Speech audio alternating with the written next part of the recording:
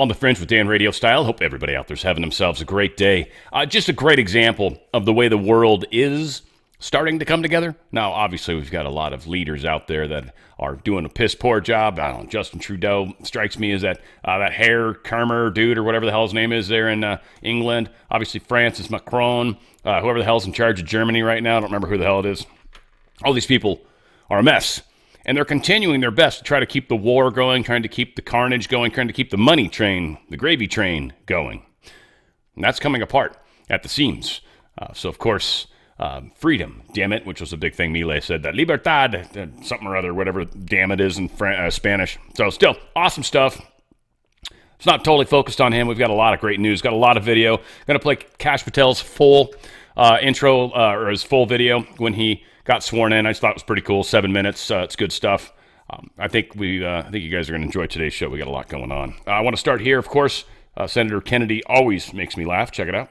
The party is controlled right now by people who majored in online activism with a minor in puberty blockers. I know these people. They think men can breastfeed. They're triggered by race. They cry if you use the wrong pronoun. And most fair-minded Americans look at this and they go, these people are about 10 exits past normal. And that's what's killing the Democrats right now. I just love the stuff he makes up. I've never heard 10 exits past normal. Never heard that before. Love it. I don't even know if that's a common phrase. Dude made it up, I think. Donald Trump reveals Kobe Bryant, Muhammad Ali, and Jackie Robinson will be honored with statues. Totally something a racist would do. You're such a racist, Trump. Statues memorializing, wait, black people? Wait, no, huh? Yeah, of course, but everyone wants to hate. Joy Reid and Alex Wagner have been axed, a.k.a. fired, from MSNBC's lineup at their major news network. So pretty good stuff. NBC Universal backed cable network expecting to move the trio of Simone Sanders Townsend, Alicia Menendez, and Michael Steele to its 7 p.m. weekday slot Tuesday through Friday, according to two people familiar. In these cases, it's generally a leak. What's more, Alex Wagner, who has hosted weeknights at 9 p.m., save for a Monday night led by Rachel Madcow, is expected to be named a contributor, according to three people. So he might come back on a smaller scale. Joy Reid, one of the most racist people on the networks. I would say the planet, but probably the networks. I wonder if she would have ever have memorialized these three great men, or great people. Yeah, great men. So anyway, Joy Reid, gone. Happy. That's a world improving. Here's Donald Trump talking about fake news, MSNBC. I love it. MSNBC, which is a threat to democracy, actually. They're stone cold mean, but they're stuttering. They're all screwed up. They're all mentally screwed up. They don't know what. Their ratings have gone down the tubes. I don't even talk about CNN. CNN's sort of like, I don't know, they're pathetic, actually. But MSNBC was mean. Their ratings are absolutely down. There's Rachel Maddow. What does she have? She's got nothing. Nothing. She took a sabbatical where she worked 1 day a week. They paid her a lot of money. She gets no ratings. I should go against her in the ratings because I'll tell you, she gets no ratings. All she does is to talk about Trump, Trump, Trump, Trump, Trump. All different subjects. Trump this, Trump that. But these people are really, they lie. Part of me wonders if he's ever going to get to that point where he's actually literally going to try to go against some of these people just to destroy them, because he would. His ratings would just annihilate Rachel Madcow's, just to shut her down. She would have nothing. I don't know if you guys remember the infamous Ricola commercial with the dude with the big, whatever those horns are called. But the Ricola, well, Elon Musk put out a version of this retarded. Pretty damn funny. I like it. I like where his mind was at. All right, just kind of weird. I didn't know where to put this story, but some of you, I think, know about this. A bunch of you probably don't. This was back in 1907 or something like that. But they actually found ancient Egyptian city found in the Grand Canyon. Just let that spin through your head for a little while, because if you think about Egypt and its proximity to Grand Canyon, obviously either A, tunnels existed, strong chance. B, these ancient Egyptians were all over the damn place. Or, I don't know, something else. Crazy. Check this out. In 1906, President Roosevelt tried to protect the Grand Canyon from mining and logging activities. Explorer J.A. Kincaid organized an expedition to search for minerals. In Crystal Canyon, 40 miles from El Tovar, Kincaid found a cave with artificial steps. Inside were writings in ancient Egyptian hieroglyphs. About 40 miles up from El Tovar in Crystal Canyon, Kincaid noticed strange sediment patches and, upon investigating, discovered a cave entrance with steps that looked artificial. Inside, Kincaid found writings in Egyptian hieroglyphs. This discovery hinted at a broader historical link. The cave housed a large city. This discovery suggested a historical connection far beyond the local or known civilizations. The cave has a large city all on its own. To accommodate 50,000 people with granaries, cooking areas, and artifacts that show a society skilled in metallurgy and possibly agriculture.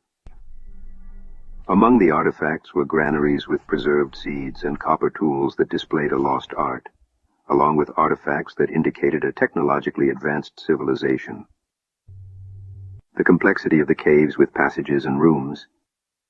It challenged modern ideas about ancient civilizations in North America. Kincaid's remarkable discoveries led to a Smithsonian expedition, which extensively explored the cave system and found a chamber with a Buddha statue, which indicates a cultural influence from distant lands. The artifacts in the cave suggest a sophisticated design. This contradicts the idea of an isolated or primitive local civilization. Despite discoveries, Smithsonian researchers dismissed claims of civilizations predating Native Americans in the Grand Canyon as a hoax, ignoring ancient influences on pre-Columbian civilizations preceding Native Americans in the Grand Canyon, and the possibility of ancient contacts that may have influenced pre-Columbian civilizations. Any attempt to explore or indeed validate Kincaid's discoveries has government prohibitions, with areas that are not accessible for exploration. This discovery aligns with local legends, like those of the Hopi, suggesting a historical basis for the stories of ancient peoples and non-human entities. From the Grand Canyon, merging myth with archaeological interest. What is interesting, one, it's a fascinating story, and it's worth the dig, the rabbit hole. But what's also fascinating is, we freak out about how we can't get down to, say, Antarctica, right? And that's difficult, and there's ice wall for some people believe, whatever, right? But this is literally in our own country, and you can't go exploring. You can't. You get anywhere near any of these places, guarantee you it's not going to go well for you. You'll get arrested. You won't even be able to get there. Something will happen. You're not allowed to go looking in our own backyard, let alone trying to get down to Antarctica. Just, I don't know, interesting to me. Donald Trump truthed this out. Elon is doing a great job, but I would like to see him get more aggressive. Remember, we have a country to save, but ultimately to make greater than ever before. Make America great again. Of course, Elon Musk had a response to that and essentially was, "Will do, Mr. President." Pretty simple. And then Trump gave him a salute back and bada bing, bada boom, off we go. Now, Elon Musk posted this: consistent with President real Donald Trump's instructions, all federal employees will shortly receive an email requesting to understand what they got done last week. Failure to respond will be taken as a resignation. Now, there's another post, and I didn't bring it up just because I already got enough crap in here. But Elon Musk basically was saying, look, we know there's so many people that are doing nothing at the government and literally are not even answering emails or even looking at them, meaning they've got unread emails. They don't even bother to look at them. So this is a way of figuring out, one, do we have people that literally are just not doing their jobs at all? Okay, well, let's get rid of them because that's stupid. Two, they actually think there's fake people or dead people that are employed that are still getting paychecks and, of course, wondering where that paycheck money is going. So essentially, Musk is like, look, you need to respond to the emails. And that's kind of what they're going for. Now, there's a few of the people out there. I know Kash Patel was one of them. He's like, and I think we've got something coming up in a second. Now, this is it right here. So Kash Patel said FBI personnel may have received an email from OPM requesting information. The FBI, through the Office of the Director, is in charge of all of our review processes and will conduct reviews in accordance with FBI procedures. When and if further information is required, we will coordinate the responses. For now, please pause any responses. So Elon knows he's not going to get anything from the FBI, which is fine, right? Durham as well said 2 U.S. attorneys also urged their employees to be cautious in how they respond to the email, including John Durham of the Eastern District of New York and Ed Martin, who was just nominated by Trump to serve as acting U.S. attorney for the District of Columbia.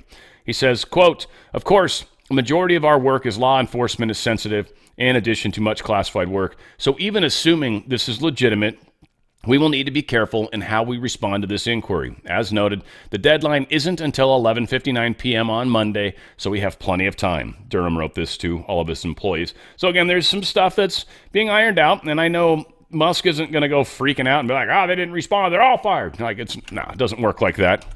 I think there's some sensitive places where they need to make sure they do this properly. CPAC had some really, really good stuff. Stephen Miller is coming in hitting hard for sure. A federal bureaucrat who defies the lawful orders of this president will be fired. President Trump will ensure that whether you work at the FBI, whether you work at the CIA, whether you work at the Department of Homeland Security, the Department of Justice, the Department of Health and Human Services, career civil servants, also known as bureaucrats, work for the American people, and they work for the president the American people elected. They do not set their own agenda. They do not write their own rules. They do not work for themselves. They work for each and every one of you. You pay their salaries. You pay for the buildings they work in. You pay for every single thing they do. And if they are not following the laws, the Constitution, and the President of the United States, then they will find a new career. Miller's not messing around at all, and good, frankly. Here's Tom Homan doing much the same at CPAC. How you doing?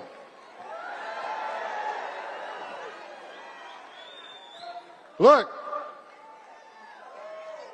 let me start out by saying this. If I offend anybody today, I don't give a shit.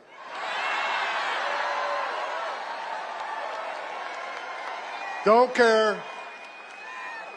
The media in the back room, I'm sure I'll be reading a lot of hit pieces on me tomorrow. I don't give a shit what you think about me.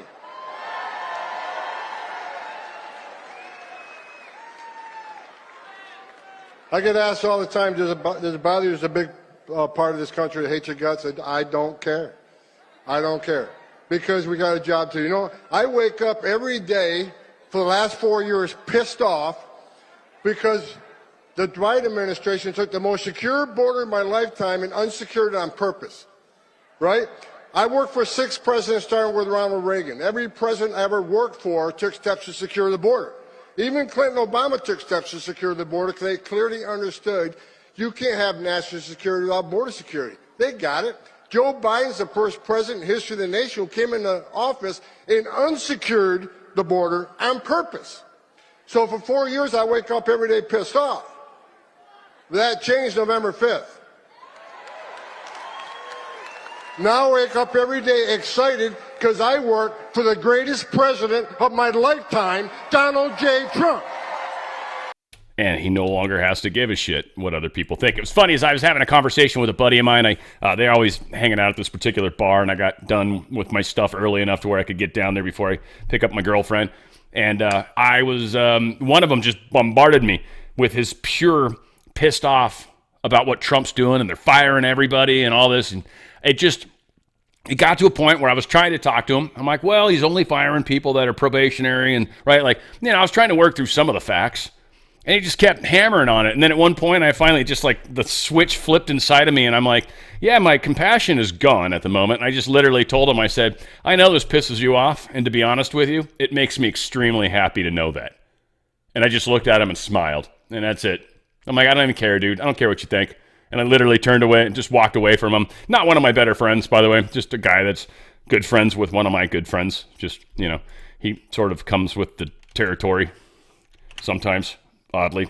What does also come with the territory these days is we've got some crazy stuff that's still going to happen with the economy. I think a lot of you guys are starting to realize, yeah, Trump's in office, but that's not magically fixing things. It's going to.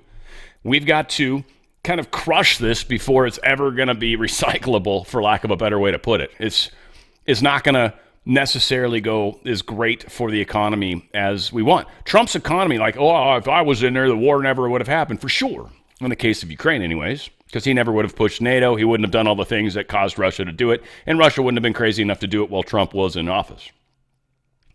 It doesn't mean bad shit's not going to happen, and that's the thing. I think any of us that have really been paying attention, especially hardcore Q posts and all this stuff, I think gold's going to destroy the Fed, and we know that. But ultimately, the Fed is a private organization. The central banks of this world are, we think, Rothschilds, Rockefellers. Those are the names we know of. There's names that we don't know that are far more deeply rooted. But if you think about all the debt that we owe because of printing money, that debt goes to the Rothschilds, Rockefellers, or whoever. That's who it goes to. Now, some debt's monetized and countries buy it, and yeah, sure, there's all that. But the actual interest paid to the Fed on money printed goes to some private organization. It's not the country. Now, if you go Wikipediaing this, you'll have fun because they desperately try to make it sound like, well, no, it's not really like that. Yeah, it is. It's really like that. They would never tell us it's really like that because we'd freak out. The central bank cannot survive this. It can't. How that works, how that affects the stock market, that's a big giant question mark. These are the reasons why I think if you're in a 401k or an IRA, I just don't think it's the best place to have all your eggs, especially with the crazy stuff going on with eggs. Go to drslikesgold.com, drslikesgold.com. My great friends at Goldco can help you transfer some of that. Diversify is what we call it, right? You don't want to take all your eggs out of that basket, I don't think. I mean, it depends who's investing it and who's managing it. It really does matter, but you want to think about precious metals, a precious metals IRA. It's literally physical metals they buy. They put it in a trust, and I know the general adage is if it's not in your hands, it's not real gold. Unfortunately, the way 401ks work, if you literally have the gold in your hand, that's the same thing as them paying the money to you, that you might as well just cash out your 401k and then turn around and buy gold with the money. That's the same thing. So the way that Goldco helps around this is they literally buy physical metals. They put it in a trust. It's got like an address. It's got your name, and there's literally physical metals that belong to you that you can cash out on and have them send you the physical metals. And they don't need to fill them at that point. They've already got them. That's one of the things that happens during the whole process. They literally buy physical metals at the price it is today, and they put your name on it, and they stick it in a place where you don't get taxed and penalized for taking it out.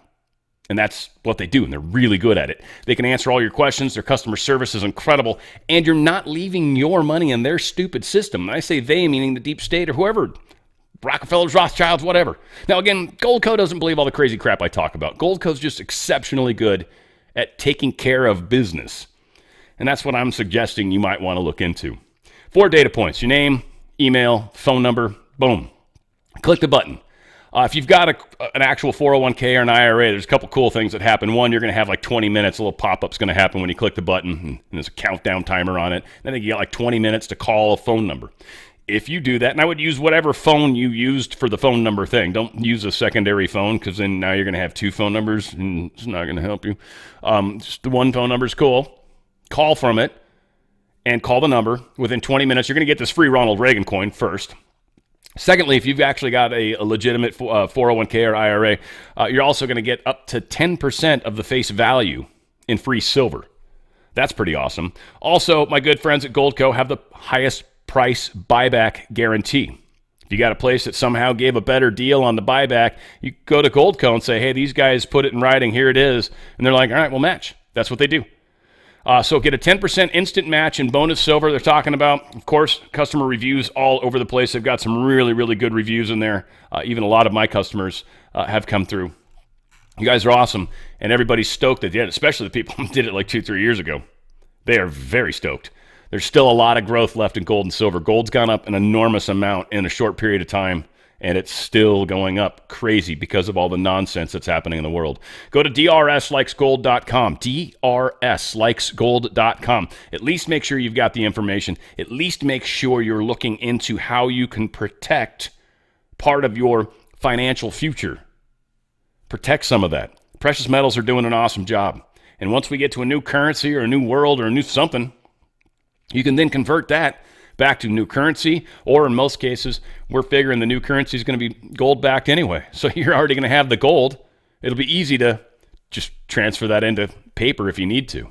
Go to drslikesgold.com, drslikesgold.com. Get out of their system before they get out of you. And you don't want them to win on that one, that's for sure. Here's Kash Patel's swearing in full speech. I thought it was really good. I actually watched it. Fox News cut it off, so I was kind of happy. I want to be able to see the last 2 minutes of it or whatever they cut off.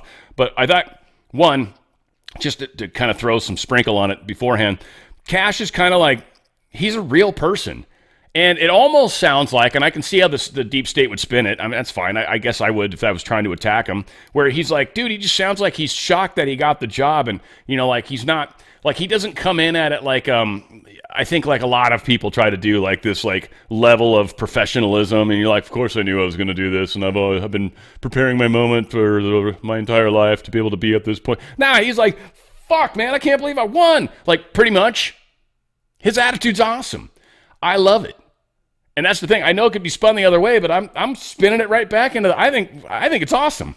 I don't know. I'm curious what you guys think. Certainly leave comments, talk about it. I think it's fun when you guys talk about stuff in the comments. It's mostly for you guys, to be honest, but it's super fun. And there's a lot of people that read comments. Comments matter to a lot of people.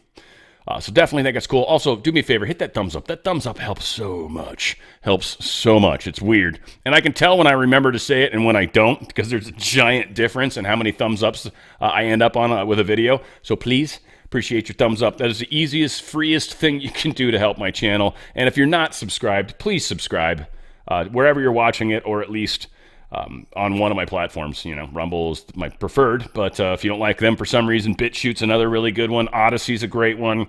Brighteon, if you're over there. I was on Frank's Speech. They've made it very difficult to upload videos. I can't figure out how to do it anymore, so I've kind of stopped uploading over there. Not the best place to go, probably. And I don't really honestly know who's watching, if anyone's watching, or how many subscribers I have over there either. It's kind of a strange platform, so whatever. All good. Here's Kash Patel doing his speech, and I think it's pretty cool. Check it out.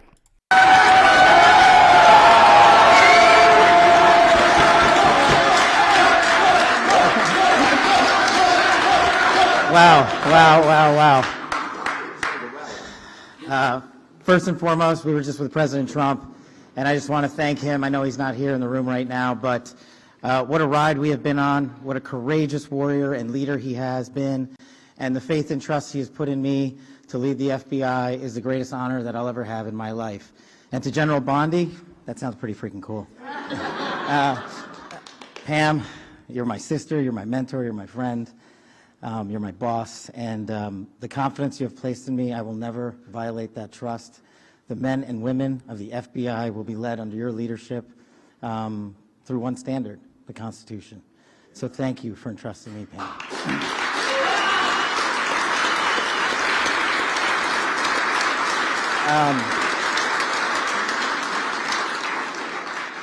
Oh man, this is effing crazy. So obviously you don't get here alone. You know, I'm here because of God. I'm here because of my family, and I'm here because of my friends. And you're literally in this room because you made it happen. My sister Nisha and my nephew Aryan flew in from London just to be here. My beautiful girlfriend Alexis is here. Yes, I agree. My aunts and uncles are here. They've come from all over the country. I am living the American dream. And anyone that thinks the American dream is dead, just look right here. You're talking to a first-generation Indian kid who's about to lead the law enforcement community, the greatest nation on God's green earth. That can't happen anywhere else.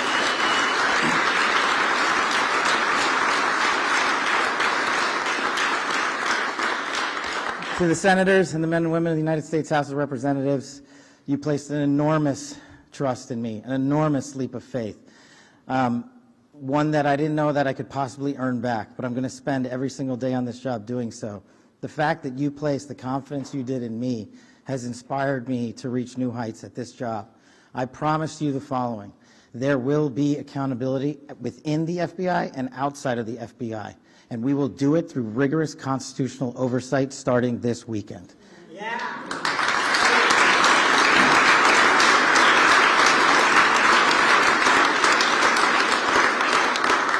This is great. We all used to live in the same freaking house.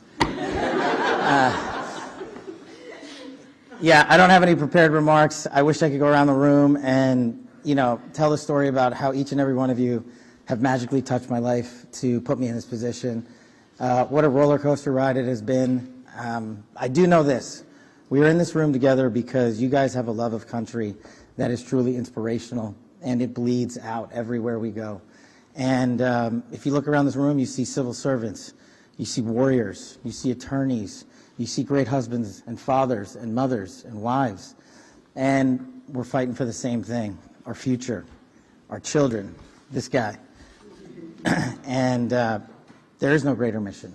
I wish I had more words to thank every single one of you, but every time I look at every single one of you, you guys know the stories you can't tell. More importantly, the ones you can. This is, Pam and I were just talking in the back, and we were like, do you believe this? Like, we were on the campaign trail together. We were attorneys in the first administration together. Now we're here. She's the Attorney General. I'm the Director of the FBI. Like, this is insane. And I don't really fully believe it yet. I hope to. But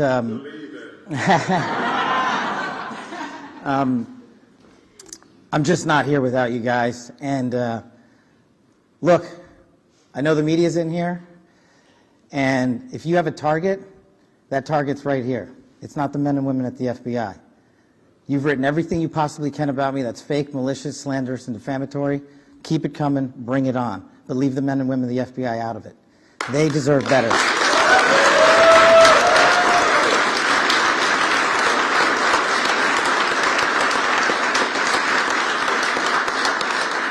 And for those of you who think that there's going to be a two-tier system of justice, not with Attorney General Bondi. There's a singular system of justice for all Americans, and there will be accountability. And the reason that this mission is so important is simply the following. 100,000 people last year raped. 100,000 people died of CCP fentanyl overdose and heroin. 17,000 homicides. Violent crime is out of control. We cannot have a United States of America where that is acceptable, where someone dies every 30 minutes, where someone ODs every 7, where someone's raped every 6. That cannot be allowed to continue, and it will not be allowed to continue. Our national security mission is equally as important. Anyone that wishes to do harm to our way of life and our citizens here or abroad will face the full wrath of the Department of Justice and the Federal Bureau of Investigation. And if you seek to hide in any corner of this country or any corner of this planet, we will put on the world's largest manhunt, and we will find you, and we will decide your end state, not you. We will uphold the Constitution. We will uphold ourselves to the Constitution. The men and women at the FBI, I have your back because you have the backs of the American people. You will be held to the same high standard. Any deviation from that standard will not be tolerated at this Federal Bureau of Investigation. The men and women at the FBI who make us safe deserve better, and they are going to get it with our leadership and your support. God bless America, and God bless every one of you. I love this country.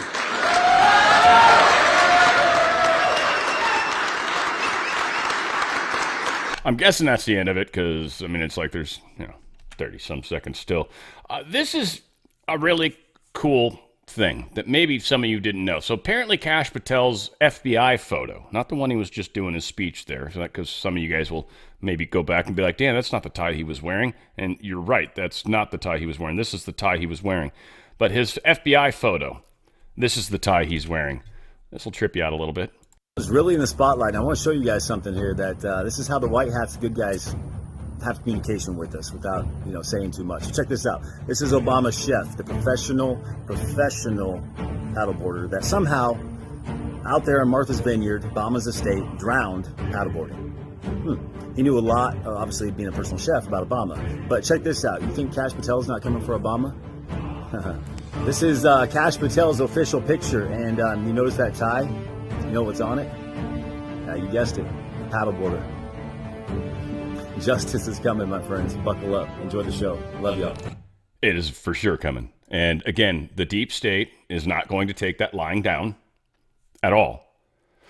There is layers of what's going to happen. There's going to be accusations publicly, and then there's going to be proof offered, or at least court cases where that would be proved. There's a slew of steps that will have to happen, and it's going to start with specific people. This isn't just going to, I don't think, anyways, we'll see, but I don't think the way things are playing out, it almost makes more sense to start small, get a couple key players, hit them hard in front of everybody, and then that's where you start bringing in a lot of the others, or you get them to rat out or whatever, because now you've kind of opened the doorway up a bit. And that's where maybe Gitmo and stuff, right? Like, I mean, if we're going to sort of play this out a little bit. So a lot of things need to happen, but we're being told that, yeah, this game's going. Rick Grinnell, he's calling out foreign regime change establishment. This is kind of cool the way he says this. I really like Rick Grinnell. I do. I think he's a sharp dude. I like the fact that he's gay. I, for some reason, think that's pretty cool. I don't know why. Because I think it's sort of like a giant FU.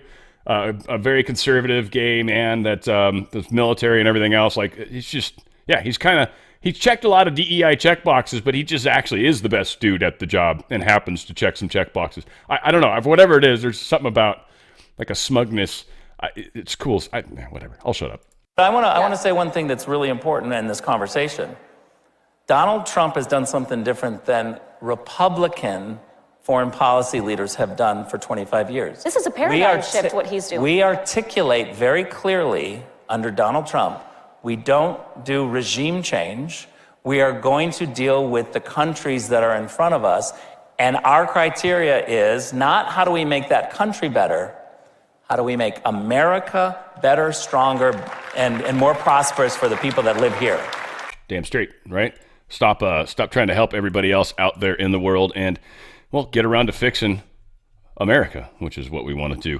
Trump talking about, this was this little discussion with the Maine governor, the governor of Maine, I maybe should say, and she is going to continue to allow sports athletes that are men to be in women's sports. She's also, there's a video of her float. I didn't grab all this crap because it's meant to like make her look bad, which is fine. I'm going to try to at least mention it to you. There's a video of her dancing at a drag queen party thing that she put together, and she was on stage. She wasn't dressed in drag per se, but she obviously supports that kind of stuff.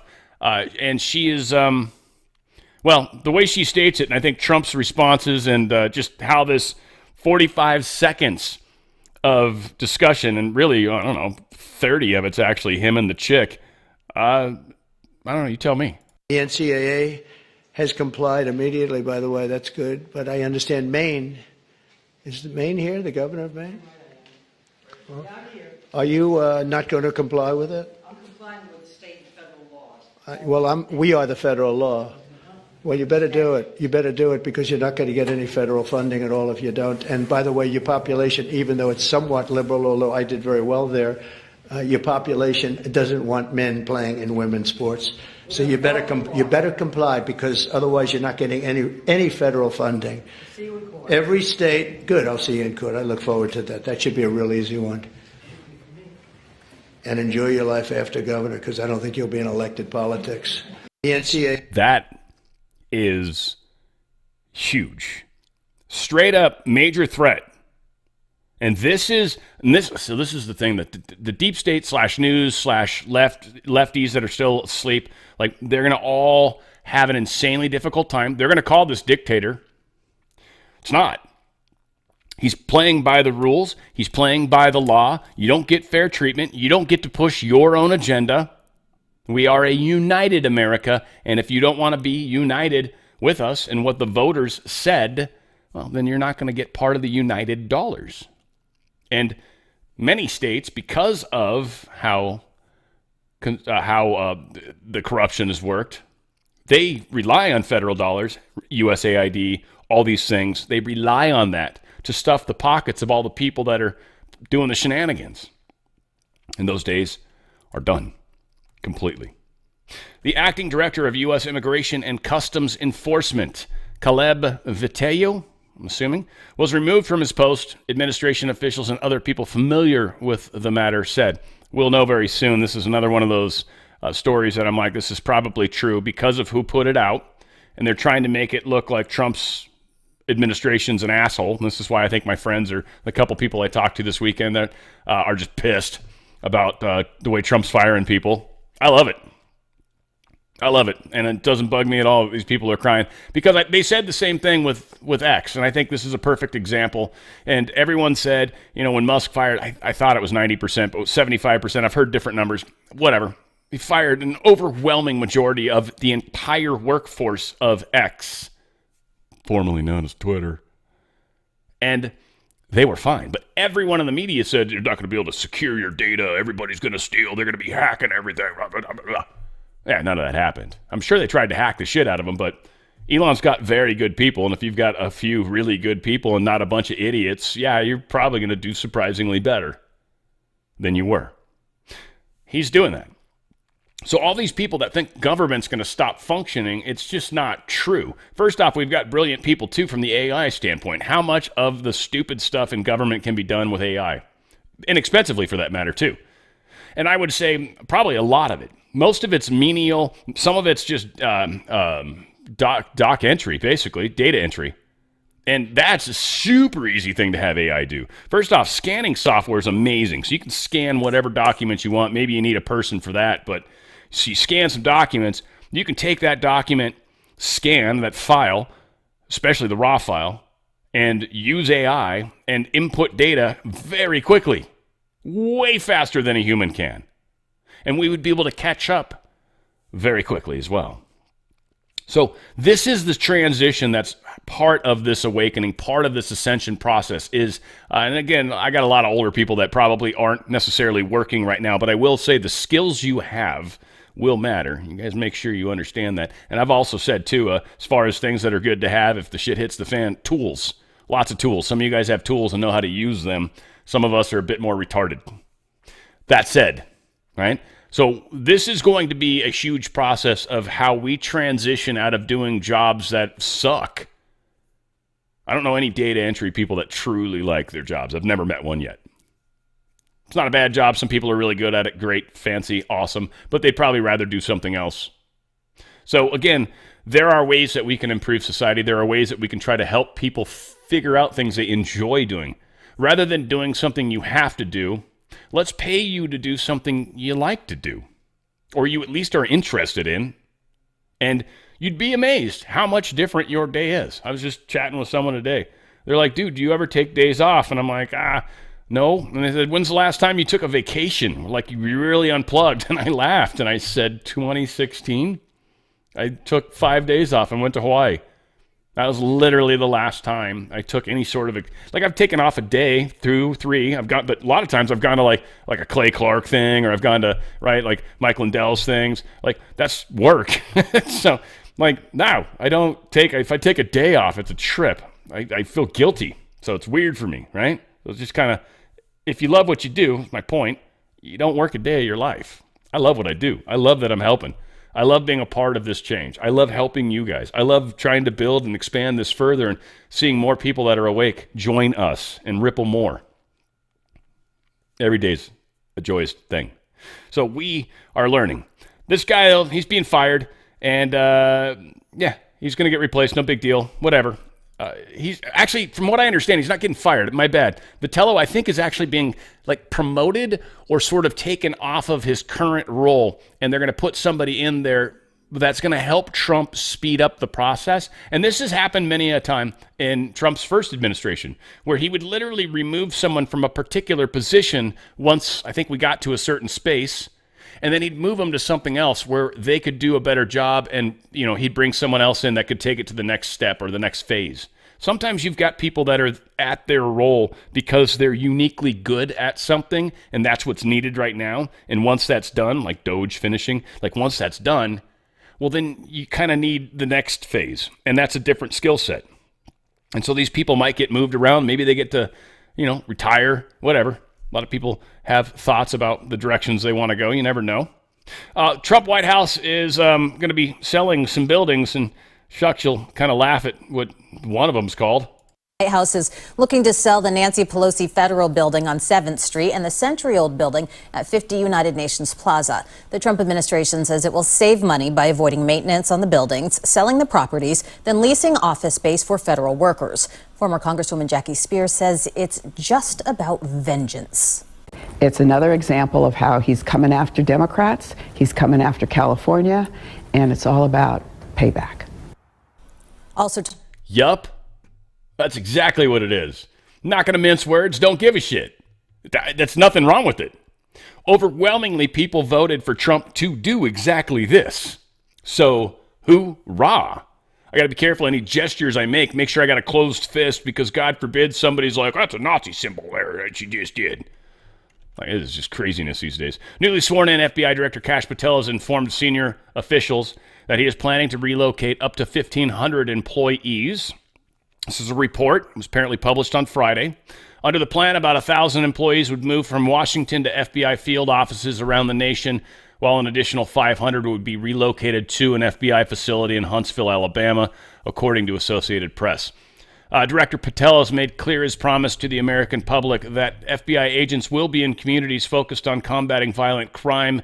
He has directed FBI leadership to implement a plan to put this promise into action. So we'll see that play out. I'm just going to say, too, it's funny, and I'm pretty sure I'm right on this, but it's one of those things that, nobody typically pays attention to.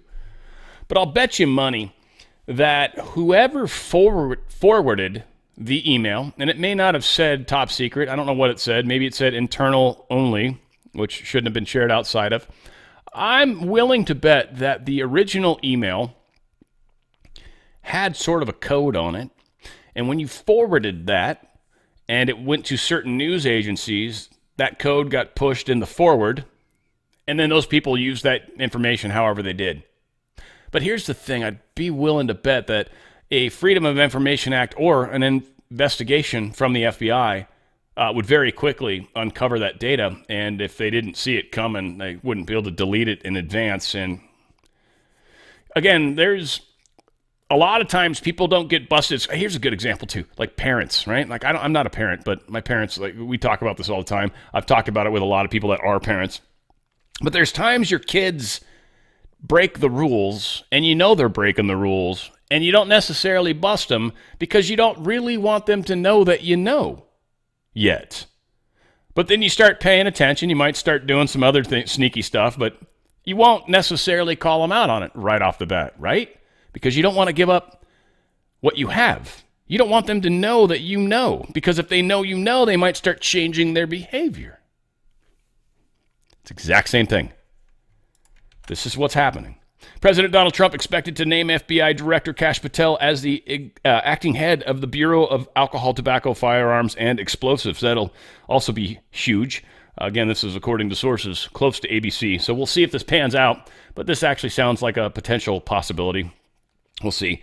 The move comes after Pam Bondi, Attorney General Pam Bondi, fired the ATF's General Counsel Pamela Hicks last week. So obviously some changes are happening. So we'll see how that game plays out as well.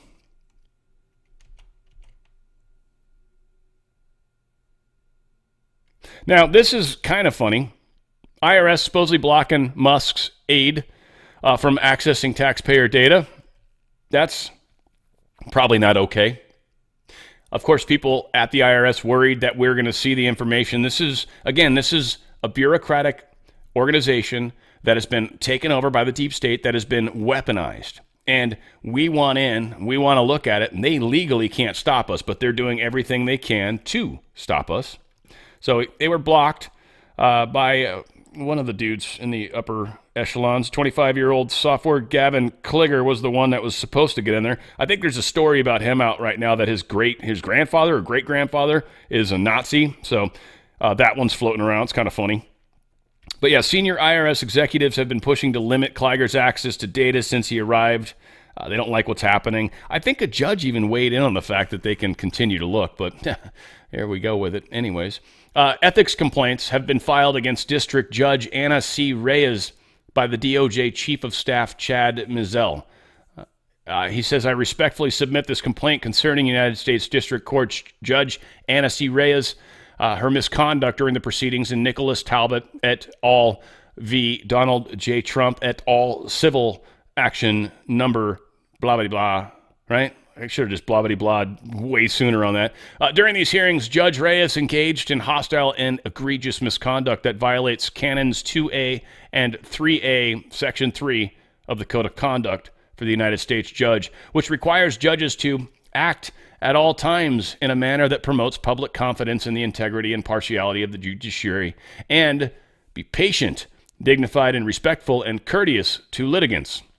Transcripts reveal multiple instances where Judge Reyes' misconduct compromises the dignity of the proceedings and demonstrated potential bias, raising serious concerns about her ability to preside impartially in this matter. I detail 2 of those incidents in the letter. So we've got movements happening, and the bad guys are definitely not enjoying this movement. The Supreme Court's rejecting, for now at least, Trump's bid to fire government watchdog. They are fighting this a little bit. They ruled on Friday that President Trump cannot, for now, remove a government lawyer who leads a watchdog agency while the lawyer's challenge to his firing moves forward. But the court's brief, unsigned order indicated that it may soon return to the issue, noting that the trial judge's temporary restraining order is set to expire next week. Again, can't fire them per se, but it doesn't mean they can necessarily do their jobs. So we'll see. Of course, Justices Sonia Sotomayor and Ketanji Brown Jackson noted that they would have rejected Trump administration's request for Supreme Court intervention outright. Justice Neil M. Gorsuch, he was joined by Samuel Alito as well to file the dissent. So thank God we have someone looking out for Trump. Of course, we've got some judges that aren't. Alina Habba is talking about the transparency that's coming in this government, and it's going to be freaking out the deep state, especially, people like Sotomayor. I'm sure those book deals and some of the sweet stuff you've got. Yeah, we'll see. Attorney General Pam Bondi is now vowing to release the bombshell Jeffrey Epstein documents. She says it's sitting on her desk. Alina, do you have any insight on what's coming? Transparency. Transparency is coming. We had a lot of defiance, I think is the word you were looking for, from the radical left, and that's because they would have rather us kept quiet. They didn't want to expose the funding that they were getting through NGOs, through USAID, and now they're going to panic because they don't want anybody to know who was on Epstein's Island, who was a pedo, and who is probably still sitting in D.C. And the reality of the situation is this: there will be accountability, and America deserves it. We needed to know what the drones are. We needed to know that we were okay. We need to know about Epstein's Island. We want to know about JFK. The days of American government hiding from American people are over. We need transparency. We have done that, and we will continue to do so. I'm excited for Pam and now Cash to get in there and clean up our mess. Yeah, we are definitely going to be fixing things, and a lot of people are going to be making noise. They're going to be absolutely hating what we're doing. That's kind of what makes it fun, I think, at this point. Donald Trump truthed this out. I want to thank General Charles C.Q. Brown for his over 40 years of service to our country, including as our current chairman of the Joint Chiefs of Staff. He is a fine gentleman and an outstanding leader, and I wish a great future for him and his family. Today, I am honored to announce that I am nominating Air Force Lieutenant General Dan Raisin Kane to be the next chairman of the Joint Chiefs of Staff. General Kane is an accomplished pilot, national security expert, successful entrepreneur, and a warfighter with a significant interagency and special operations experience. During my first term, Raisin was instrumental in the complete annihilation of the ISIS caliphate. It was done in record-setting time, a matter of weeks. Many so-called military geniuses said it would take years to defeat ISIS. General Kane, on the other hand, said it could be done quickly, and he delivered. Despite being highly qualified and respected to serve on the Joint Chief of Staff during the previous administration, General Kane was passed over for promotion by sleepy Joe Biden, but not anymore. Alongside Secretary Pete Hegseth, General Kane and our military will restore peace through strength, put America first, and rebuild our military. Finally, I have also directed Secretary Hegseth to solicit nominations for 5 additional high-level positions, which will be announced soon. Thank you for your attention to this matter. That's an interesting little tease that we're getting on that, huh? Wonder what these 5 positions are and what they tie into. We'll find out. This evening, the president announced that he intends to nominate Lieutenant General Dan Raisin Kane. Well, we've already got that covered, don't we? Yeah. Okay. I thought that was, for some reason, adding more to this, but apparently not. I might have had it just in case of the story. I don't know why I did that. Anyway, it doesn't matter. Who cares? Adams sues Trump administration over clawback of the $80 million migrant shelter funds from New York City. Again, trying to get the money back, but he's also running around saying kind of the right stuff right now. So he's playing the cards the way he's supposed to. They feel that by pulling back the money that was being spent by FEMA for luxury hotels and illegal immigrants to stay in them, that somehow Trump is taking away money that they deserve. But here's the thing. You're a sanctuary city, and that absolutely goes against what Trump is all about and what he believes is legal, and you guys are kind of breaking the law. You're harboring people that are here illegally. So this is something that is kind of for the courts, ultimately. And again, Adams seems to be on our side. He's got to do what he's got to do. That's fine. Governor Evers introduced a bill, or language in a bill anyways, to remove the term mother and father from state law. Wisconsin Governor Tony Evers introduced this bill on Friday. According to the bill known as 2025 Senate Bill 45, which was first reported on conservative radio host Dan O'Donnell, Section 3106 contains numerous examples of terms such as wife, husband, mother, and father being crossed out and removed in favor of terms like spouse, person, and even inseminated person. In some cases, mother was turned into inseminated person or pregnant person. I'm not sure which specifically is being inseminated. Her husband, the spouse of a person being inseminated. Wow. Like, just so really disrespectful to women. You know what I mean? That's like crazy. And the fact that there's literally ladies on the liberal side of the fence that are supporting this stuff, and because it's a Democrat saying it, is just asinine to me. I could care less what letter is sitting next to somebody. Are they doing something that makes sense and is good for this country? In this case, no.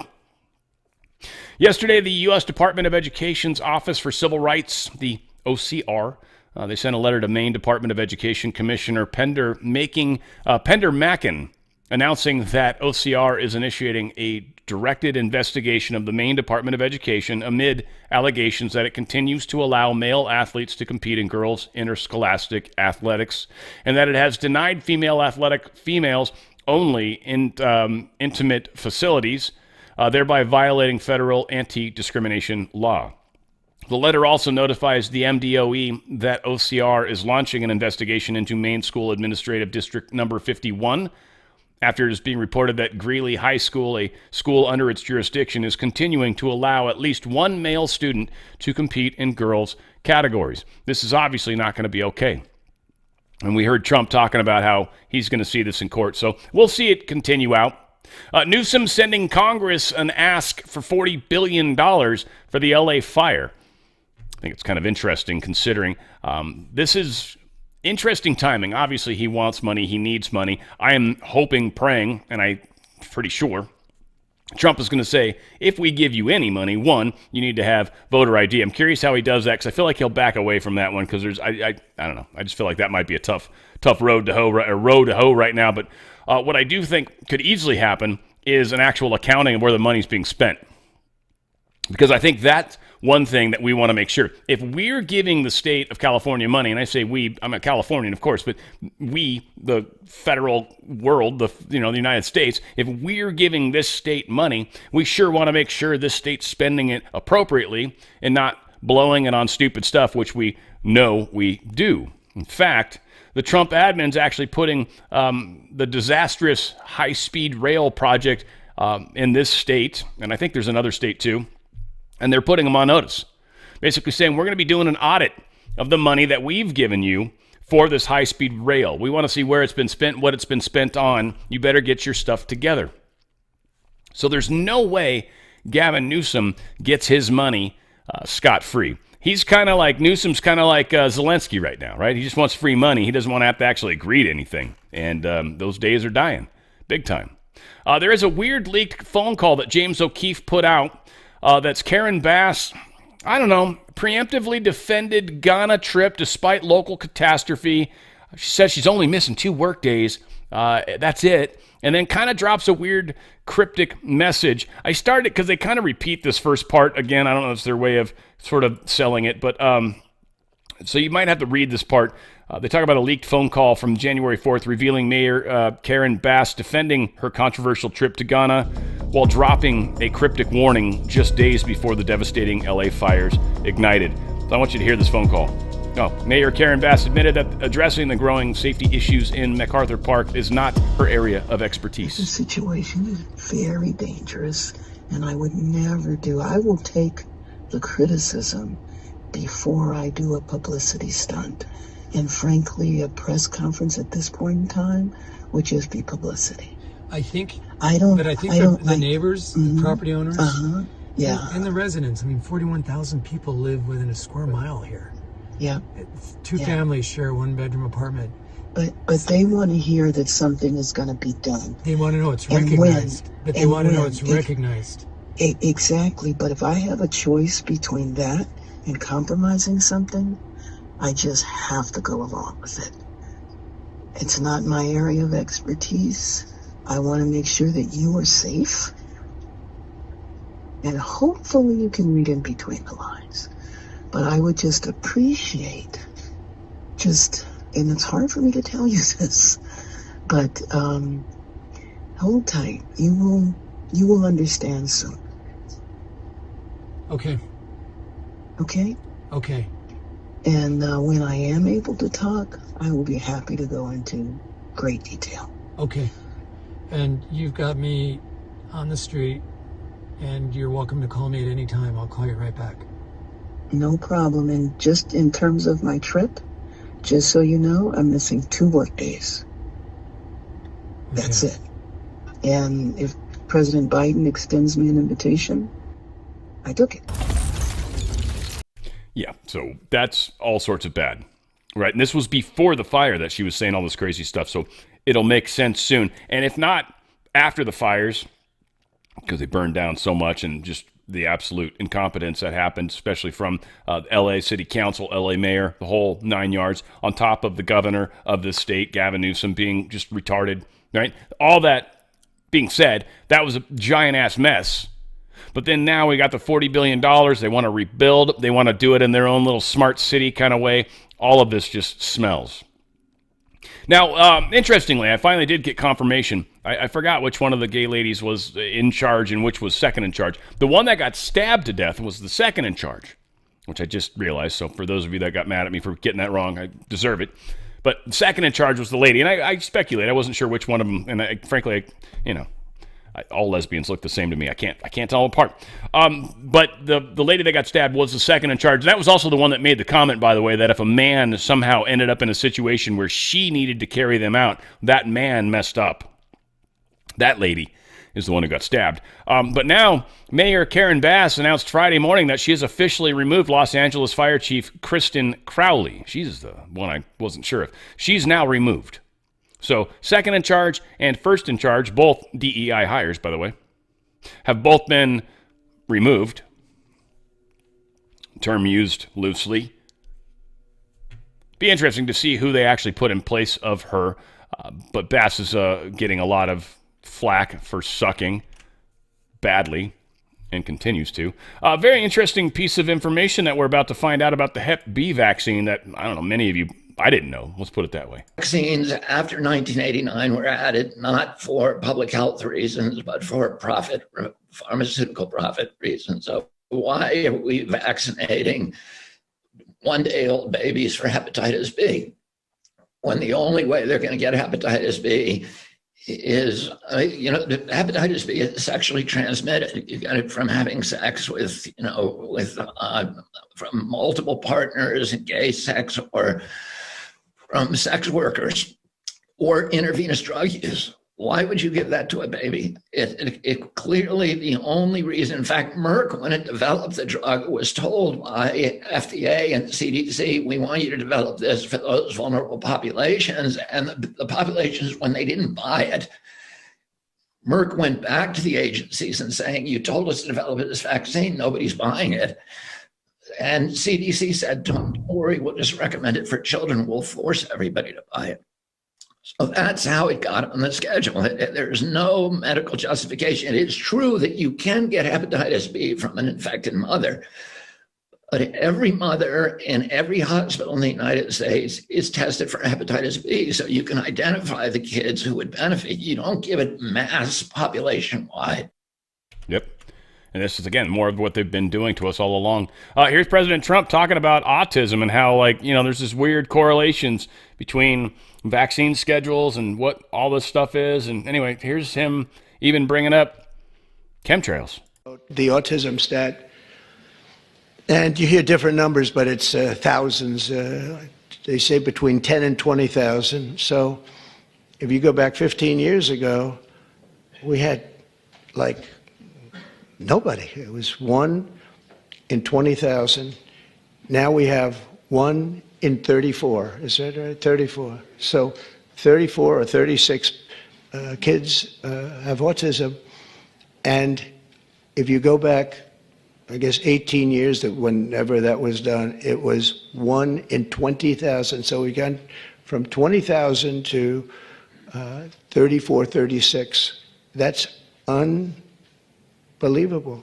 So there's something wrong. There's something wrong. We've done something wrong. There's something, you're going to figure it out. Maybe it's a spray that we spray all over the place that nobody else does. Other countries don't. The Pennsylvania Dutch, they don't do anything, and they're amazingly healthy. And he understands. He's working with Dr. Oz, who's a really smart guy. I know him very well. And those two guys. We are going to get to the bottom of it finally. And again, all sorts of noises can be made. This is where the ripple makers are going to matter. All sorts of noise is going to be made. You guys are going to be the key to helping normies kind of pull back from the edge, because they're all going to be freaking on edge, freaking out. Oh my God, they're destroying everything. They're totally going to be there. Elon Musk reposted Died Suddenly's message, or post. They are finally admitting long COVID is just vaccine injury. And it's actually from a legit article that I thought I had pulled up, but I don't. But Yale researchers find COVID spike protein in blood 709 days after vaccination, positing millions of long COVID patients may actually be vaccine injured. You could still have the long COVID. They're suggesting, again, it's a study, but there's a suggestion that you might actually have long COVID because of the vaccine. More studies need to be done, obviously, and certainly we want to make sure that people look at it, from a lot of directions, not the drug companies doing the study, which is typically how it's been. So a few days ago, Dr. Fauci said his worst nightmare is the evolution of a brand new virus. Well, recently, and it wasn't today, China discovers a new pandemic Fauci was referring to. What a coinkydink. It's almost like somebody knew it was coming. Remember, Fauci directly financed the COVID-19 virus with taxpayer money and then told you that there was a conspiracy theorist for claiming it was created in a lab. Well, we now know that was true. We know it was also created, weaponized. We also know USAID funds were used to help with that process. We now know that our federal government and our taxpayer dollars created COVID, and that is why the entire world got infected. And we did the worst, by the way. I wonder if it had some sort of unique stuff to it that made it, extra worse for Americans, or Americans were just so easy to guilt into. There's so many of people that are virtue signalers that it's easy to kind of talk them into it. We've got a bunch of measles cases breaking out. Now, one thing to keep in mind is happening in Texas, first off, yes. Second off, they are acknowledging that of these cases, all but 5 of them have not been vaccinated. Most people got the measles shot at some point in their lives. Not everybody, but most of us, easily, hands down. Those of us that are currently in the country right now, that especially maybe in Texas area, that don't have this particular vaccine, they likely came from someplace else, didn't they? So whatever the case is, we're having a measles outbreak, and predominantly so far, 95% of it-ish is people that are unvaccinated to measles. If you've had the measles vaccine, there's only 5 of them, I think they said. I think I'm getting that number right. Somewhere in here. But yeah, there's a few cases that the people were vaccinated outside of that. And we, of course, know that just because you're vaccinated doesn't always necessarily equate to the protection we thought we had. A lot of times people tell us that vaccines meant one thing, and then they've recently, back during COVID, they changed the definition of what vaccine meant. I'm curious if they ever switch that back. That'll be one thing I would kind of wonder about with the RFK Jr. gentleman being in the office now. I want to remind you guys about Pet Club. Pet Club is awesome. Not just for pets, which it implies in the name, Pet Club 247, Pet Club 24/7, 24/7, 365, baby. We're here for you. So go to danradiostyle.petclub247.com. That's danradiostyle.petclub247.com. I think really the simplification of all this is this has been known, this mushroom, this Coriolis versicolor, this mushroom has been shown to help with all sorts of different ailments. Now, with all the different talks that we've been having about parasites, I'm pretty sure that's what's going on with this mushroom. This mushroom is essentially an anti-parasitic. Because that's what all the studies suggest. All the little places where we're making correlations between parasites and some of the illnesses that are happening, and all the places where we're finding people using antiparasitics like the Ivers and the bendazone, whatever that one is, right? Fenbendazole, whatever the hell it's called, right? That one. They've also got the same sort of research that they're finding is, wow, this seems to affect any places where we've got parasites, right? So it might actually be the easy way to look at it. There's a human form of it. I take it too. I take it. I also take my other stuff. Well, actually, yeah, the Stem Active doesn't actually help with my parasitic issues. And I don't like taking Ivers every day. I just don't want to get in the habit of doing that. I have some. I have a bunch. And if I ever have problems or whenever I get viral type stuff, then I go ahead and take the antiviral medication. Again, I'm using terms specifically this way, right? So again, powerful products. They've got it for humans. There's a human tab. And again, a number of different wonderful products that will help you yourself keep these things away. If you've actually got a problem happening already, I do highly recommend taking larger quantities of this. They say for every 50 pounds you take one pill. That's the general rule of thumb. If you're having larger problems where you really want to kind of come at it a little stronger, you can't take too much of this. That's also something they've studied. So take 4 times the amount, 6 times the amount. I know that sounds kind of crazy, but you'd be surprised how much this helps. And it helps in people for sure, but it also helps in your little guys, your dogs and cats. And there's different ways you can give it to them. There's different ways you can get more of it into their systems. Again, if an animal's super, super sick, I don't want to give you false hope. But if your animal's a little bit sick or even not quite sick yet, this is an excellent way to prolong their life, their health. It keeps those things at bay. Keeps your immune system strong, if you will, if you're an animal. Mush puppies is a common one. It's like a cookie.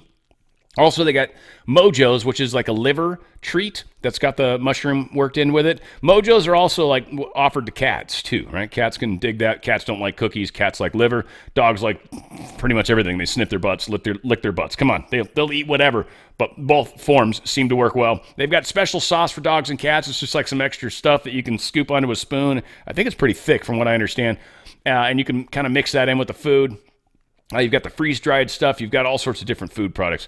They've got them different toys for the dogs. Specifically, antler sticks are actually surprisingly cool. Most people don't think about this, but your dog doesn't really care what the toy is. I mean, if it makes noise, it probably likes that, but it's annoying to everybody. But antlers, and by the way, if it's made in China, which it almost certainly is, it's possibly got lead in it as well as other weird chemicals. It's also why many of our animals are getting sick. Antler stick is actually a stick, and so the dog's stoked. It's a stick. They don't care. They love sticks. They'll play with that damn thing. Oh, yeah, throw it around, have fun. But when they chew on it, which is good for their teeth and their jaw, they're getting minerals in their body. Calcium from the antler. It's super healthy for them. But again, this is the right products to keep your animals healthy. It's a little different than the standard thinking mutt mints. They got nasty breath. They got these chill doggies, little treats that go in the refrigerator. Sometimes, maybe you live in a hot place.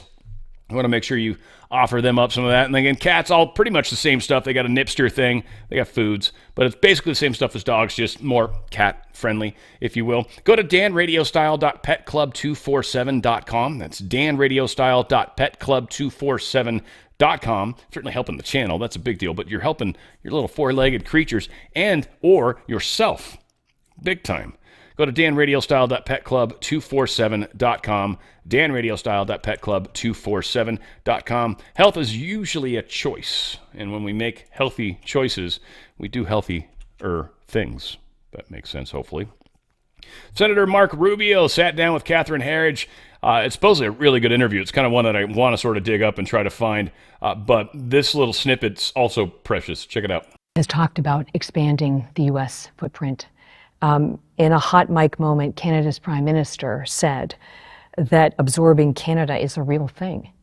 Is it a real thing? Look, you know how that came about? President's meeting with Trudeau, and Trudeau says, well, if you even out our trade relationship, then we will cease to exist as a country. At which point the president responded very logically, and that is, well, if you can't exist without cheating in trade, then you should become a state. That was his observation. That's how it started. It is how it started. And I think he's told the story publicly. And that's how all this began. Look, Canada's our friend. Canada's our neighbor. Canada's our partner. But it goes back to the point I made. For decades, the United States allowed uneven trade imbalances to develop. During the Cold War, you know why we did it? We did it because we felt like we want countries to be strong economically, even if it means they're cheating, because we don't want them to fall victim to some internal Marxist coup that overturns their government or what have you. Those days are gone. These are rich, developed economies. And ultimately, who can argue against the fact that whatever they charge us, we should charge them? Whatever they prohibit, if they don't allow American companies to do it, we should not allow their companies to do it here. American banks can't even operate in Canada. So there has to be reciprocity here. We can continue to work together on all kinds of things, but whether it's Canada, Mexico, China, anybody else, when it comes to economics and trade, there has to be reciprocity, there has to be fairness. And who would argue, how can anybody argue against that? The days where we just allow countries to take advantage of us, that has to end. That's not good for the global order. That leads to imbalances that create friction points. That's the case with Canada. It's the case with a lot of countries who are our allies and friends. But on trade, we have an imbalance and it has to be dealt with. Interesting word choice, global order, by the way. I don't know, it just jumped out at me. That's not New World. It's global. And again, the multi-tiers is what we've typically kind of under the impression, my understanding is it's 3 tiers specifically: Russia, United States, China, having their own little sections of the world to be somewhat responsible for, if you will. We'll see. Again, a lot is going to happen over a short period of time. This is very curious what it leads up to. How we get into some of the bigger problems that are affecting this planet right now. So yeah, we've got a lot of fun stuff to work towards over the next few years. President Trump apparently spoke with Canadian Prime Minister Justin Trudeau Saturday about a whole bunch of stuff. They're going to release a statement, discussion. They're talking about how he's cut back on the drugs that are coming across. There's all the stuff that they're telling us they talked about. I think a lot of it comes down to the trade, what's really going on, what's happening with Ukraine. Trump basically telling them, look, here's what we're aware of, here's what we know you're doing, and we're not going to do it anymore. And Trudeau just kind of having to suck it up. Like, that's probably the conversation that really happened, but it's going to get played out publicly how it gets played out.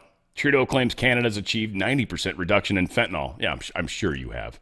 I'm sure. American Airlines from New York to India makes an emergency landing in Rome. Apparently there was a bomb threat on board. Obviously it was getting trailed by some stuff. Those are really small.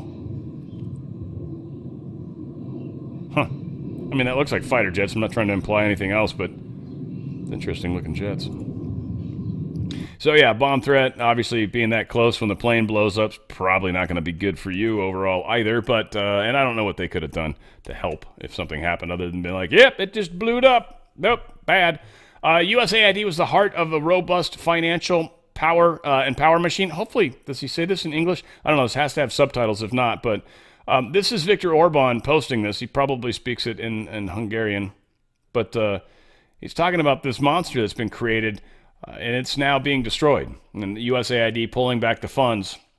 So Viktor Orban's playing a huge role in this. We've got Milei from Argentina. We've got El Salvador that has been a big part of this. So we've got this movement that's happening, and we've got leader nations that are helping everybody else. It's just the transition's happening. It is as quick as it can go. I've mentioned this story before. It's just still kind of funny to me. I'm kind of want to laugh at the Brits, not at you guys personally, but at your stupid government. Apple drops the encryption feature for UK users. There used to be an encryption feature you could do on the iCloud, so any files you stored if you're in Britain. It's kind of funny. And so Britain, what they were trying to do, the MI5, MI6, both, I don't know, whatever, one of them, both of them, who knows, they wanted backdoor access. They're like, all right, you can encrypt everything, that's fine. We just need to have the encryption keys so we can check stuff that we want to check. So we're a government. We're not going to do anything wrong. We're only going to do it when it's important, when it's stopping criminals or people that are killing babies, that kind of stuff, because that's what they always say. And Apple's like, how about we go like this? How about anybody in the UK is just not allowed to encrypt, and we don't give you anything? How about that? Because we don't trust you. We know you'll cheat. We know you'll steal. And so since this is the problem we're trying to solve, we'll solve it our way. And again, that's one of my favorite things. I loved it in IT especially. You get in a room with a bunch of people, and typically management would tell you how to solve the problem. That was, at least in our company, it was annoying. And so they'd constantly have people that really didn't know what the hell they were talking about telling you how they wanted, because this was their vision.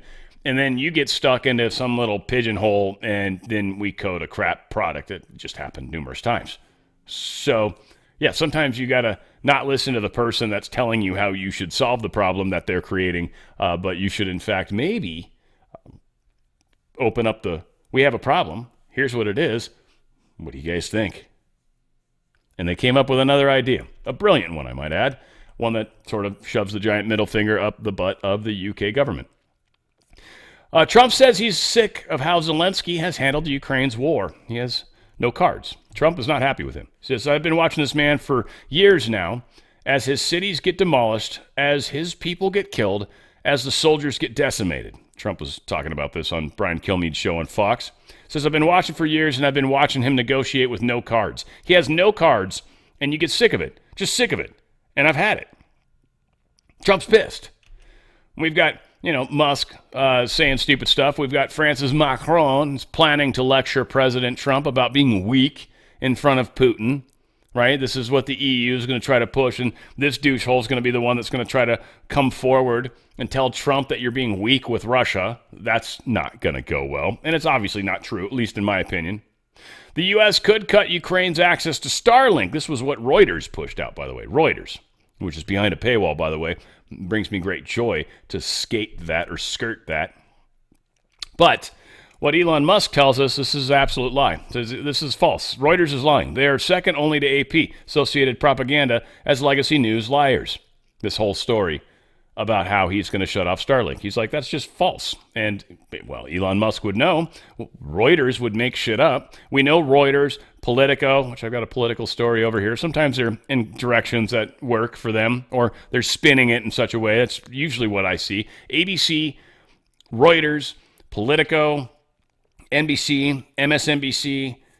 I feel like, WAPO and all those, obviously, but these sources are just horrific, especially Politico. Politico, we know USAID was funding. It's just out of control how bad they are. Zelensky says the $100 billion in U.S. aid to Ukraine was a grant, not a loan. You guys just gave that to us, is what he believes. He says, we don't recognize Ukraine's $500 billion debt to the U.S., Zelensky said. I don't even recognize $100 billion. We agreed with Biden that it was a grant, not a debt. He also said he would immediately quit as Ukraine's president in exchange for the country gaining NATO membership. Not going to happen. We're never going to let you be in NATO, Zelensky. And here's what's going to happen to you, bro.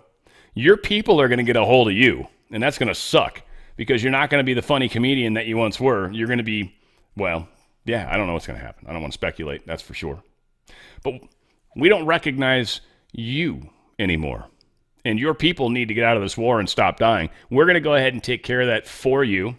You're not going to have any effing say in the matter, little boy, and just go back to playing Nintendo or whatever the hell you were doing. You're done. You're done. And I don't think your yachts are going to survive very long either. Either something will happen to them, or, and it'll probably be at the same time because it'll be obvious to everybody, I just think Navy SEALs would be a good place for this particular move, or they'll be taken from you. I'm not sure which. I think it'd be funner to sink them someplace. Without hurting people, hopefully. Ukraine's Air Force Command said a record number of 267 Russian drones were launched in a single coordinated overnight attack. This was the anniversary of the onslaught of Russia going into Ukraine, which again was a very dark day. And so on that final day, they're trying to get back, obviously, some of that little bit of land that Ukraine was able to get back, and some of it was even within, I think, Russia itself. I don't think it was Russia proper. I think it was actually the parts that Russia had taken control of. But Russia has amassed a huge onslaught. Sure, a bunch of these drones were intercepted, but obviously a bunch of them got through. This is what Zelensky's going to continue to have if he doesn't get out of the way. And that's what's going to happen, Zelensky. But you're done. It's kind of like when I was talking to my friend. Like, it's a waste of time talking to you. Like, an overwhelming majority of people voted for this. I get you're pissed. I don't really care anymore. So, thanks. You go talk to somebody else that actually wants to hear you cry, because I don't. I'm like Argentina right now. Don't cry for me, Argentina. Don't do it. It's not the good. Israel-Hamas ceasefire. Netanyahu's delaying a prisoner release after 6 hostages were freed. I guess there are 600 Palestinian prisoners. He's not releasing them. This is kind of a weird movement. They're definitely not. They want the war to continue with the Israel, Iran, and it seems, at least to me, it looks like we're finding excuses to not go with the ceasefire. Now, I'm not saying there's not shenanigans happening against us, quite possibly. I'm also acknowledging the fact that I don't totally trust Netanyahu. I never will. He's a deep state dude. He's probably the right guy to try to get Israel through this time in history, for sure. But I also know he's a major war hawk, and war is like the best thing for him. So he represents that military-industrial complex very much. So again, like Netanyahu, the military-industrial complex is kind of under our umbrella. That was the whole thing with the Navy, for those of you that have been paying attention to some of the woo out there. So we'll see how this plays out. They're definitely talking about it. The Houthis have now targeted U.S. planes with surface-to-air missiles. There was an F-16s, and there was also a Reaper drone that were both fired upon. Apparently, neither of them seem to have gotten taken down. The F-16s were certainly fine. I don't know if the Reaper drone, they just said they fired a SAM at an American Reaper drone. They didn't say whether it was able to evade or not. I don't know if it was flying too high. I don't know. The F-16s, they say they actually evaded them, right? So, okay, right? So, who knows? Who knows?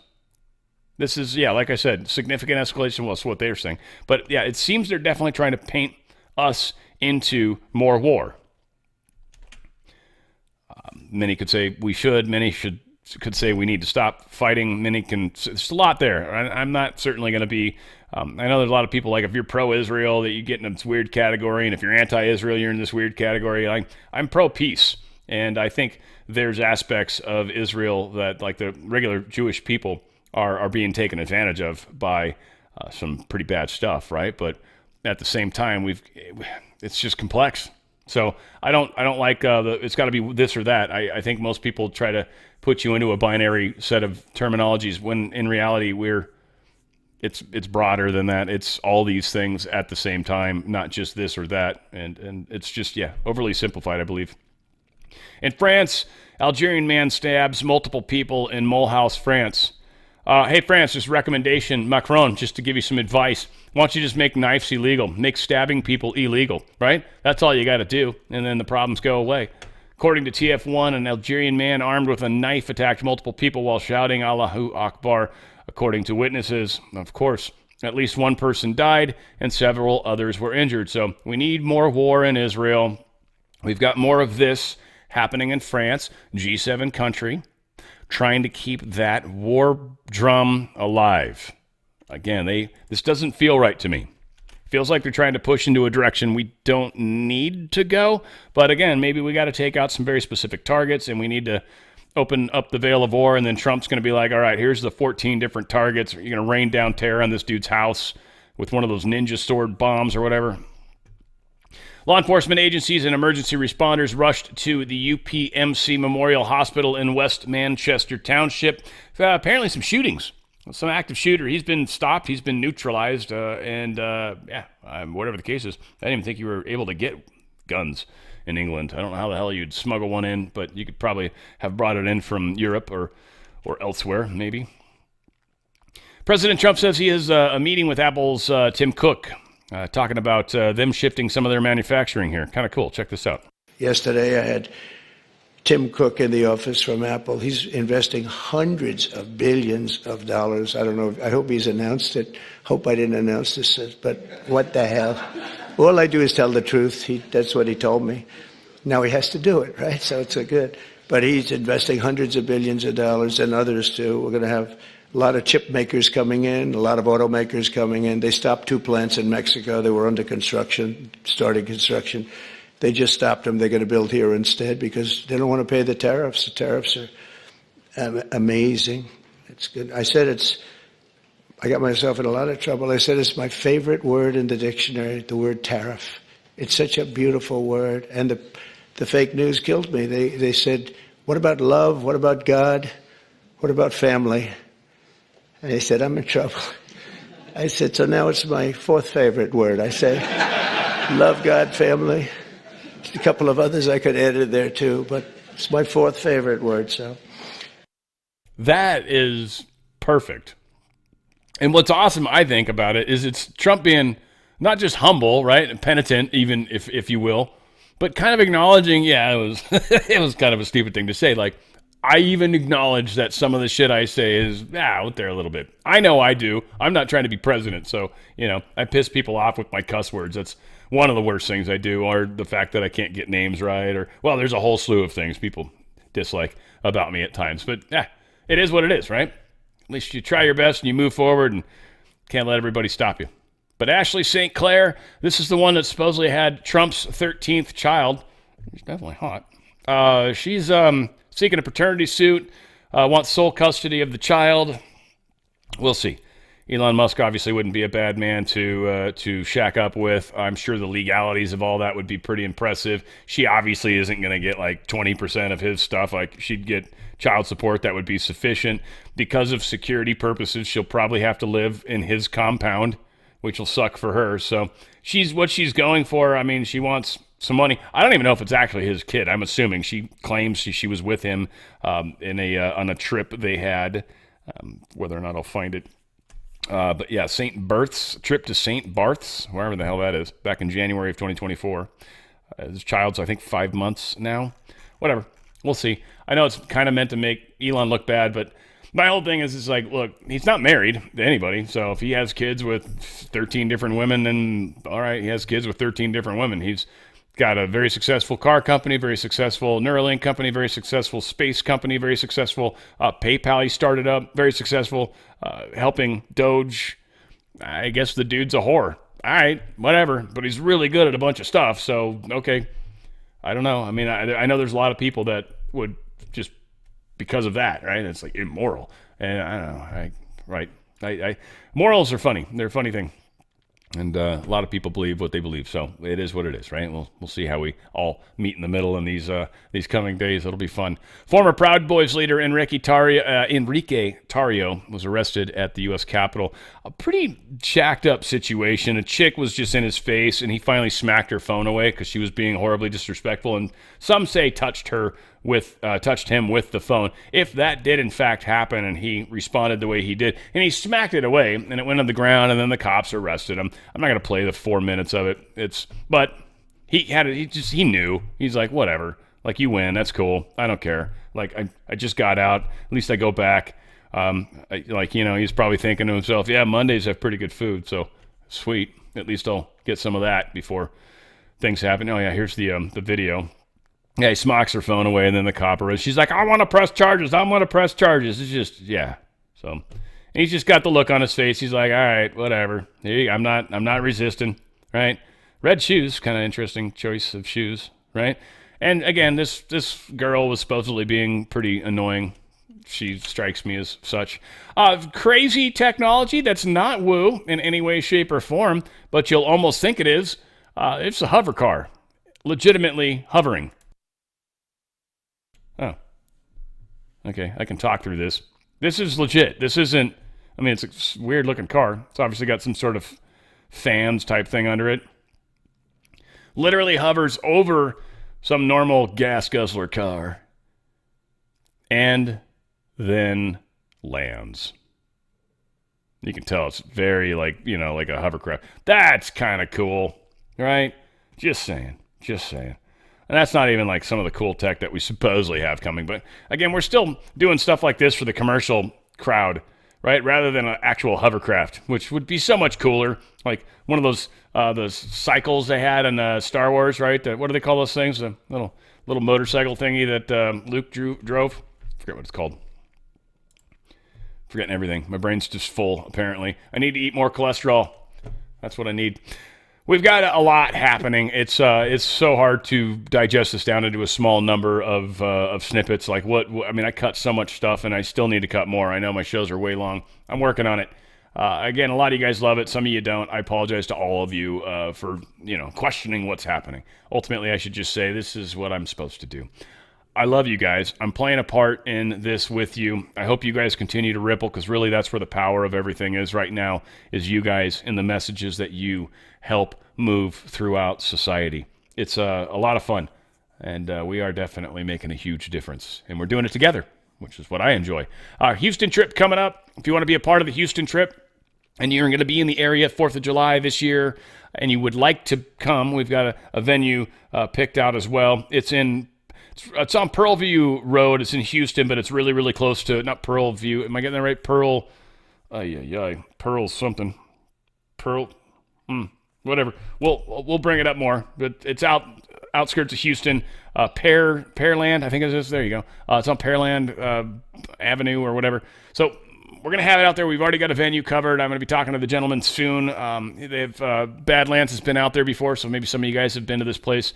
We're certainly going to be plugging the heck out of it. And we are, going to be out there live, doing a 2-hour music show. I'll be there as early as they let us get there, and we'll stay as late as it's okay. So we'll be there a while for anybody that wants to meet and greet and all that kind of stuff. I do believe we'll have our merch person there too. So I will be doing some signatures. I'll make sure I bring some Sharpies and stuff like that, and I will practice my signature, make sure I know how to do it. But it should be a lot of fun. If you want to be a part of it, if you can email us and give us a head count, it just helps, because we want to make sure we can accommodate everybody. But send that email to onthefringearoundthenation@gmail.com. That's onthefringearoundthenation@gmail.com, and let us know you're coming. It'll be a lot of fun. Looking forward to meeting a bunch of you guys. There's already quite a few that have RSVP'd, so I'm like borderline shocked. I'll be honest with you. There's this like weird thing that's happening. I'm starting to grow up, I guess, becoming a big boy. I don't know. It's weird. I still just feel like I'm regular old Dan, so it's kind of strange. Anyway, we're going to do it together, though. That's the important part. I love you guys. Where we go one, we go all. It's On the Fringe with Dan Radio Style.